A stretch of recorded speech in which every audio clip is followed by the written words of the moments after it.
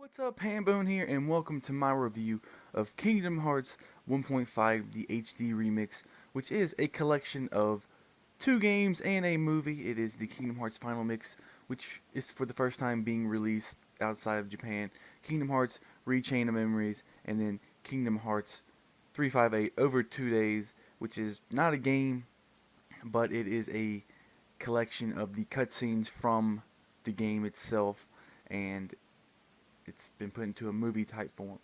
And all these have been redone in HD, so they look fantastic. But I'm going to start the review with Kingdom Hearts Final Mix. The Final Mix version of the game is for the first time being released outside of Japan. The Final Mix version of the game adds a lot of content to the game itself that a lot of players didn't get to experience because, like I said, it was only released in Japan. What they've added to the game are some minor things, and they've also added some other major things that can add a pretty good amount of content to the game, add some hours to the game that require you to, play more, maybe grind some items or something. But it does add more, and it does make the game feel fuller. What they have added are, for example, they've added new enemies. I believe it's about 8 regular new enemies, and they're there pretty much there to make you have to grind for more synthesis items. But they add a sense of whoa, I guess is the word I'm looking for. Because the first time you see these enemies, unless you've already pre-looked them up on how to deal with them, they can be quite challenging, especially if you don't know what to do. That being said, they've also added 2 new weapons for each of your main characters. 2 new Keyblades for Sora, 2 new shields for Goofy, and 2 new staves for Donald. Pretty cool. And then they've also changed the color palette of certain Heartless. Example, the soldier is no longer the blue looking guy with the helmet. He is now a brownish green looking guy with the helmet. And that's the best description I can give you. And then they've also added new gummy ship missions to add more content to the game that also allow you to unlock new gummy ships as well. Also, they've added a new secret boss for you to fight, and he's pretty challenging as well. So they've added a bunch of new content with this Final Mix version that a lot of us players didn't get to do before, and it is really cool. But getting on to the actual way the game feels and works, the game looks fantastic. This game looks 100 times better than it did on the PlayStation 2. The game looks much smoother now. The textures aren't as blocky as they were on the PS2, and the cutscenes themselves, the more or less CGI looking cutscenes, they look great. That's the best way to describe it. You can definitely tell a huge difference in those, and it does give the game a sense of feeling new.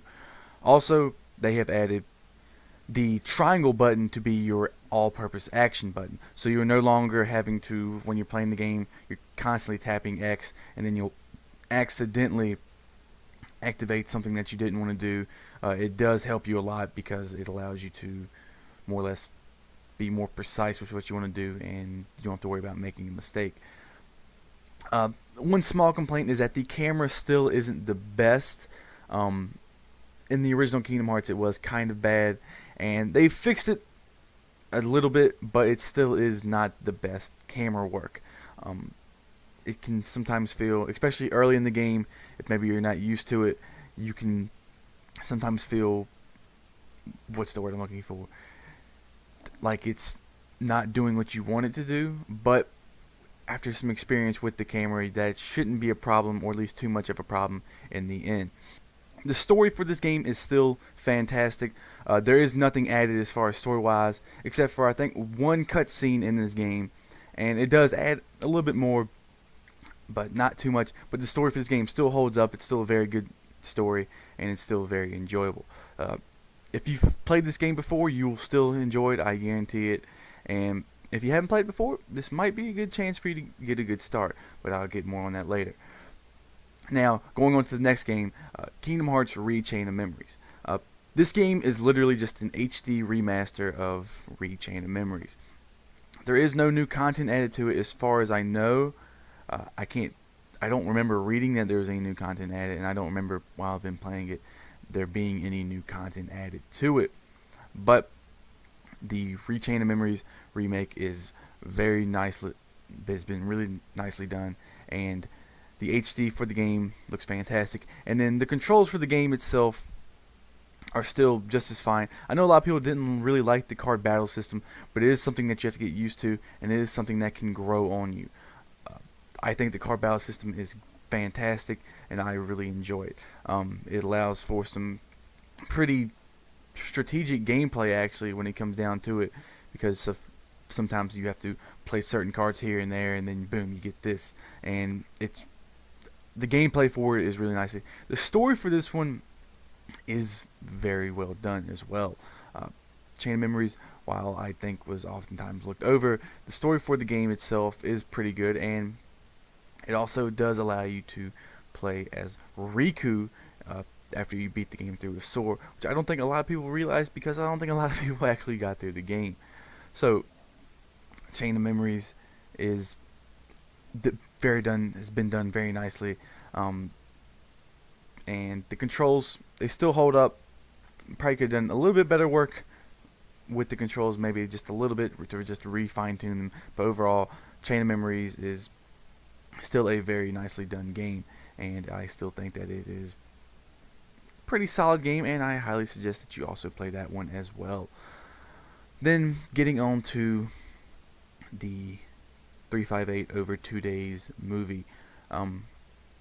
While it is kind of sad that they did not include the game with this, it's still very nice that they included the movie, because a lot of people, I feel, have skipped over a lot of the side titles, the quote-unquote side titles. Anyway, I don't really consider them side titles, because they all fit into the main story very importantly. They all are part of the main story when it comes down to it, and you really need to play all the games, in my opinion.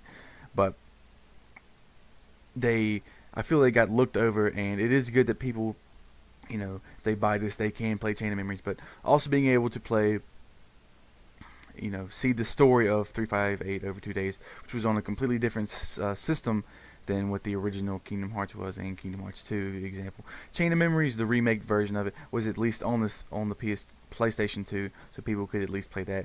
But the fact that they included at least the story of 358 over 2 days is very nice, and it is actually done pretty well.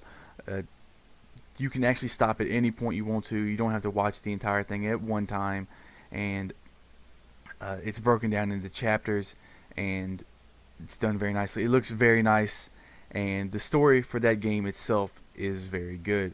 A lot of people consider that to be more or less not their favorite game in the series, but probably their favorite story in the series for a lot of people, and for good reason. The story to that game is very good, and I feel that they did a good job including it in this collection. So, that being said, today's, it's a good movie. They did it very well by allowing you to stop whenever you want to. They also added character profiles for the game, and they also added the journal entries, and it does add a sense of story to the game, and it allows you to experience the game a little better. So overall, 3x8 over 2 days, they did it very nicely, and I really enjoy it. But getting on to the final verdict, I don't hand out scores. I feel scores are kind of misleading in the way that they're presented. Overall, would I recommend this game is how I'm going to put it. If you're a person who doesn't like RPGs, you don't like story-based games primarily, you just like action type games, I would suggest that you don't pick this up, because you probably won't enjoy it if you are a person who doesn't like RPGs or story-based games. But if you are a person who does enjoy story-based games and you've never played Kingdom Hearts before, I would suggest you pick this up. I would say it's a must-buy, in all honesty. And if you are a person who maybe you played the original Kingdom Hearts and you played Kingdom Hearts 1 and 2, but you never got around to getting the side stories, or maybe you're a person who played all the games but you want to experience them in a better format, I would highly suggest you pick this up, because it does everything really well, and it is a good place to more or less revisit the story and learn more about it before Kingdom Hearts 3 comes out. And if you are a person who maybe is thinking that you want to pick up Kingdom Hearts 3 when it comes out, but you've never played Kingdom Hearts before, this is a great place to start for you. It will allow you to experience the story more or less from the beginning, not the official beginning of the Kingdom Hearts story, but the first game that was released, and it allows you to get a good sense of the game, and I highly suggest that you play it, because I really enjoy this game, and I think it is one of the best series of all time, if not the best series to come out of Square Enix. But that's about it. If you enjoyed the video, be sure to give it a like. Be sure to check out the rest of my channel for other content. If you like it, subscribe, and I hope you enjoy the rest of your day.